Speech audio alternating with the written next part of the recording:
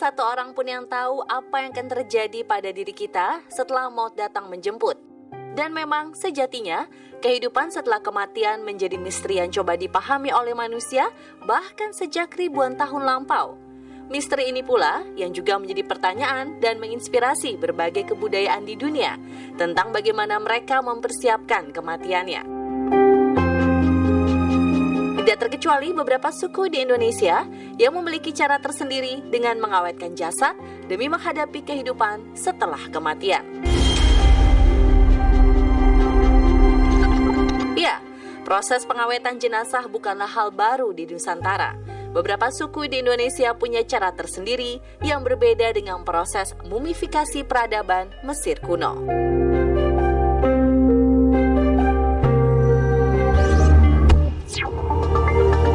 Hidup berdampingan dengan yang mati ala suku Toraja. Masyarakat di tanah Toraja meyakini kematian merupakan bagian dari perjalanan kehidupan abadi sebelum akhirnya mencapai punya, yang merupakan istilah surga bagi masyarakat setempat. Bagi suku Toraja, merawat dan memuliakan jasad kerabat yang telah tiada akan memberikan keberkahan dan keberuntungan tersendiri bagi mereka yang masih hidup. Karena itu, jangan heran jika terkadang Anda akan menemukan sebuah upacara kematian di sana lebih mewah dari sebuah upacara pernikahan. Menurut tradisi, proses mumifikasi di Toraja telah berlangsung selama ratusan tahun. Jasad orang yang meninggal akan dimandikan dan kemudian seluruh bagian tubuhnya akan dilumuri oleh minyak ramuan yang terdiri dari dedaunan dan rempah-rempah khusus. Setelah itu, jasad dari orang yang meninggal akan diletakkan dalam sebuah peti mati untuk kemudian diletakkan pada gua-gua yang berada di tebing. Setiap beberapa tahun sekali, keluarga akan kembali datang dan membuka peti kerabat mereka untuk dilakukan pembersihan dan penggantian pakaian dalam ritual manene. Masyarakat Toraja benar-benar memperlakukan mereka yang telah tiada seolah masih hidup dan tidak ada jarak antara kehidupan dan kematian.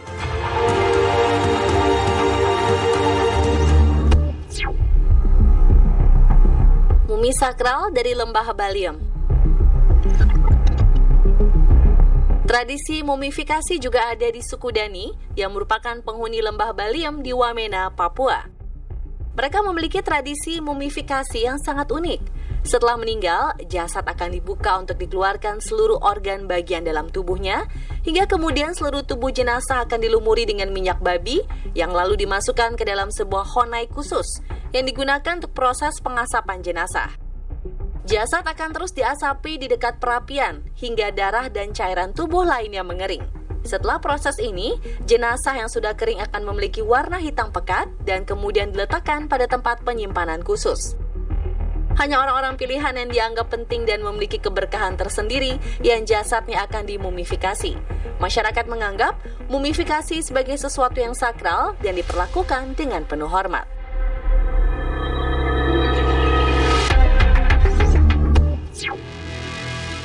Februari 1923, ketika kutukan mumi mulai menghantui. Bang, apa yang dilakukan di zaman Mesir kuno? Hingga kini penemuan mumi di makam kuno para raja Mesir kerap terjadi dan dianggap sebagai salah satu penemuan arkeologi terbesar. Dan tepat pada hari ini, 16 Februari 99 tahun yang lalu, seorang arkeolog berkebangsaan Inggris berhasil menemukan sebuah makam yang masih utuh dan belum terjamah manusia sejak ribuan tahun lalu. Namun pembongkaran makam ini, konon, juga ikut menghidupkan sebuah kutukan yang kemudian membawa banyak kematian. Yap, sebuah ekspedisi yang dipimpin arkeolog Inggris Howard Carter dan dibiayai oleh seorang bangsawan Inggris bernama Lord Carnarvon membuka ruang pemakaman yang disegel dari masa Firaun dinasti ke-18 yang milik Raja Tutankhamun. Di ruang penguasa Mesir yang meninggal pada tahun 1323 sebelum Masehi itu, Howard Carter menemukan beragam barang berharga, di antaranya patung-patung emas, perhiasan indah, kotak-kotak, dan perahu berhiaskan permata, hingga berbagai bahan makanan seperti roti, kurma, bahkan berhiaskan permata. Hingga berbagai bahan makanan seperti roti, kurma, bahkan ada juga karangan-karangan bunga. Namun, satu benda yang kemudian diperkirakan menjadi asal karangan bunga. Namun, satu benda yang kemudian diperkirakan menjadi asal muasal kutukan mumi paling terkenal sepanjang masa adalah sebuah plakat kutukan yang berbunyi. Mumi paling terkenal sepanjang masa adalah sebuah plakat kutukan yang berbunyi. Kematian akan datang dengan sangat cepat kepada dia yang mengganggu kedamaian akan datang dengan sangat cepat kepada dia yang mengganggu kedamaian raja.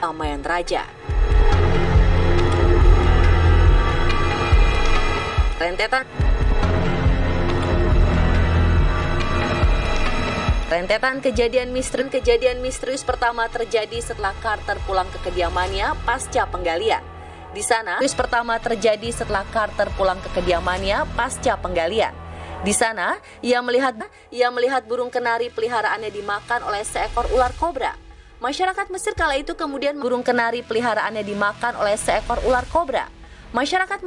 kemudian mengaitkannya dengan Royal Cobra yang merupakan simbol yang selalu dikenakan di kepala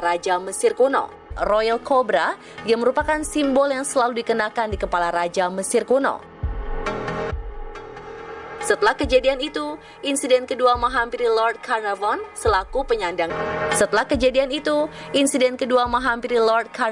selaku penyandang dana.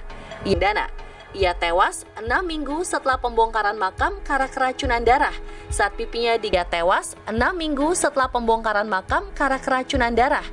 pipinya digigit nyamuk yang terinfeksi.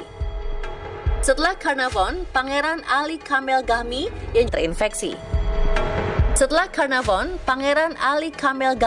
Yang juga mendukung eskavasi makam akhirnya tewas tertembak oleh istrinya sendiri.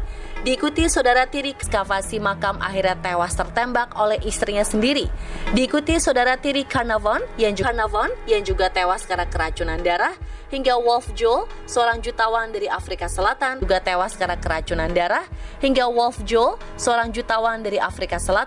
yang merupakan rekan dari Lord Carnarvon juga terbunuh setelah beberapa bulan sebelumnya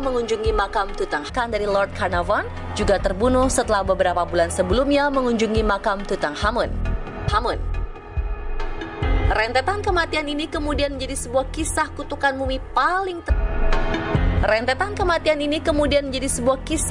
mumi paling terkenal sepanjang masa.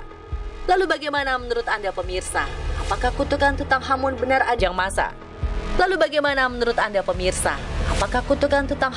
adanya? Atau sebuah deretan kematian tadi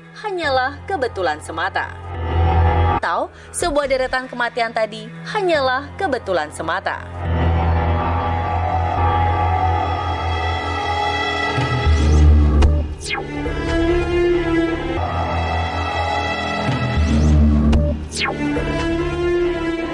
Perjalanan mumi setelah ribuan tahun.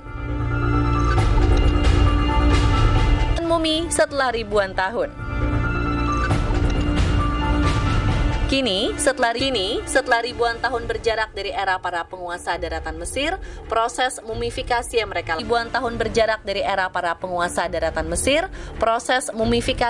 lakukan masihlah menjadi keajaiban yang tidak terelakkan.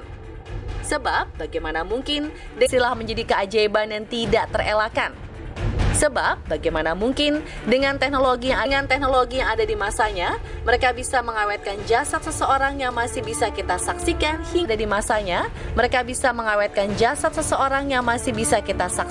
hingga hari ini. Nah, dengan berbagai teknologi yang ada sekarang,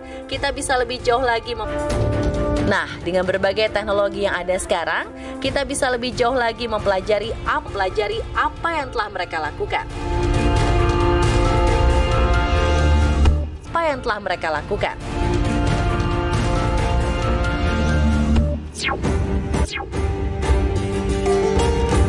Pemirsa, gimana ya kalau mumi berusia 3.000 tahun?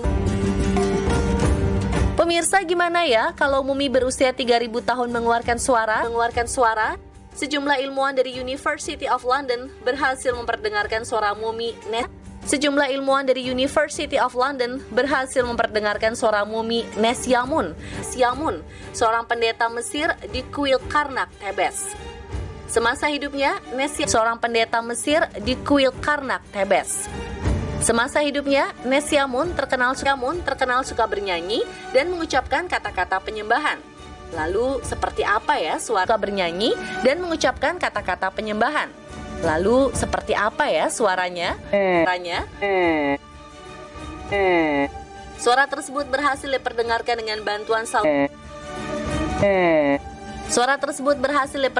dengan bantuan saluran suara 3D yang dibuat mirip mulut dan tenggorokan Nesyamun serta dipindai melalui CT scan.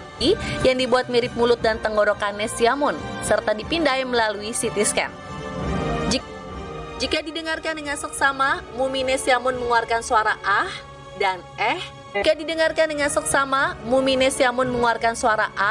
dan eh. Serta dua kata bad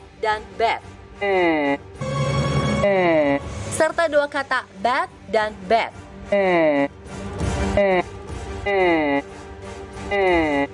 Saat Nesyamun mulai mengeluarkan suara,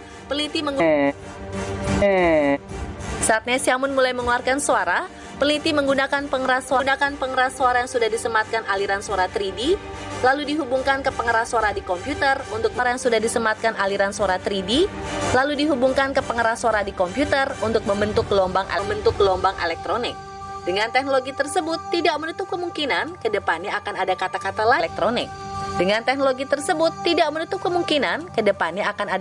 lain yang dikeluarkan oleh mumi Nesyamun.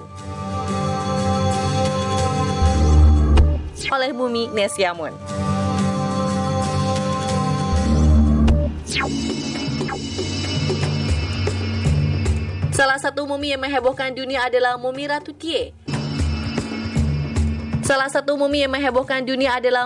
Tie. Yang merupakan istri Raja Fir'aun Amenhotep III dan nenek dari Tutankhamun.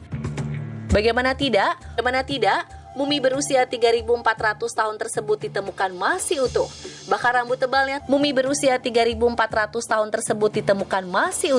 Bahkan rambut tebalnya tetap ada di dalam peti. Lalu kira-kira bagaimana ya wajah Ratu Tie semasa hidupnya? Di dalam peti.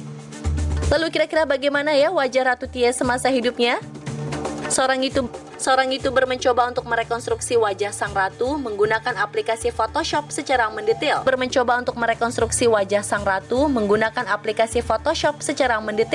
Dari mata, hidung, alis, pipi, bibir hingga rambut.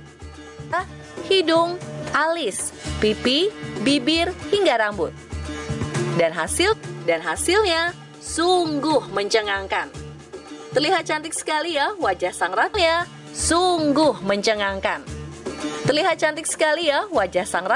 Usai direkonstruksi.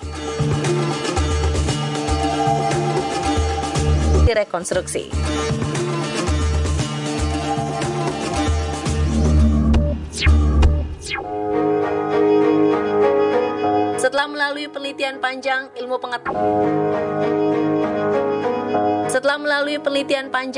pengetahuan modern akhirnya bisa memecahkan bagaimana proses mumifikasi para raja Mesir kuno yang mampu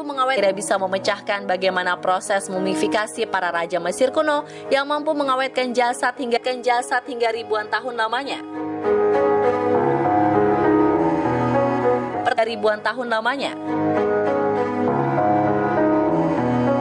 Pertama, jasad raja yang meninggal akan dikeluarkan seluruh organ bagian dalam tubuhnya dan hanya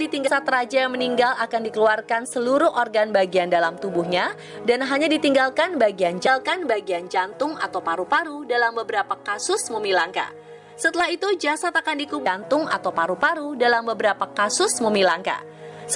jasad akan dikubur di dalam tumpukan garam hingga hampir 40 hari lamanya.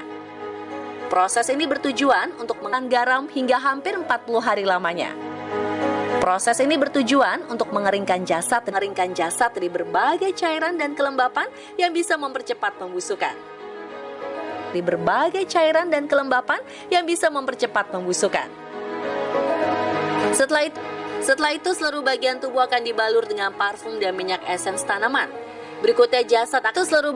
akan dibalur dengan parfum dan minyak esens tanaman.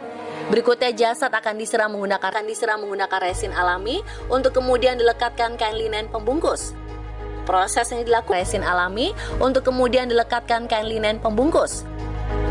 ini dilakukan hingga beberapa lapisan untuk kemudian seluruh bagian jasad diikat menggunakan tali linen.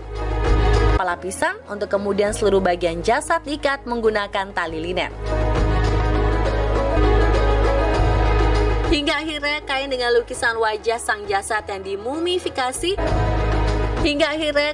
lukisan wajah sang jasad yang dimumifikasi diletakkan di bagian kepala, lalu dibungkus menggunakan lembaran kain linen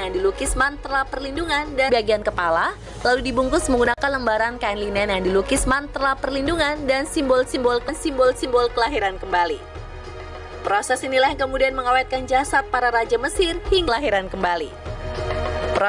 yang kemudian mengawetkan jasad para raja Mesir hingga ribuan tahun lamanya.